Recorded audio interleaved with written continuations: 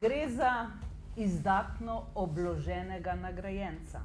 Od Prešernove študentske nagrade do nagrade Prešernovega sklada za poezijo, Borštnikove nagrade, Severjeve nagrade in nenazadnje, kot je napisal eden od uvodničarjev, gre za pesnika, igralca in tesarja, ki ima svoj prestol na severovzhodu Slovenije.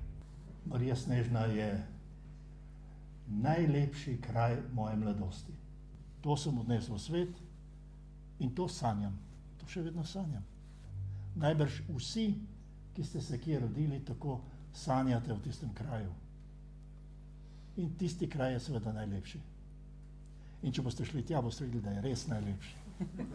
Mogoče bi najprej začel z eno zgodbo, ki mi je gospod iz Vrhnike pred današnjo prireditvijo povedal o gospodu Toneta Kuntnerja. Namreč v Vrhniki pri Sveti Trojici so postavljali lani križ. Namreč se je zapletlo in križ. Zastavo ob 30-letnici. Zastavo. Gospod Kuntner jim je odgovoril pri zapletu, ko boste vi predstavili Triglav, takrat bomo mi predstavili zastavo. LP plošča moje matične skupine, seveda sedaj več ne deluje, Center za dehumanizacijo, imenuje se pa, bo zanimivo, za vas Komunist Bugi. Vse čestitke v vizido. Vas še razjeda ta trenutek, še nastajajo pesmi, jih je še veliko? Veliko jih ni. Ko me vprašajo, če še kaj pišem, navadno odgovorim, to je tako, kot če bi me vprašali, če še kaj jem.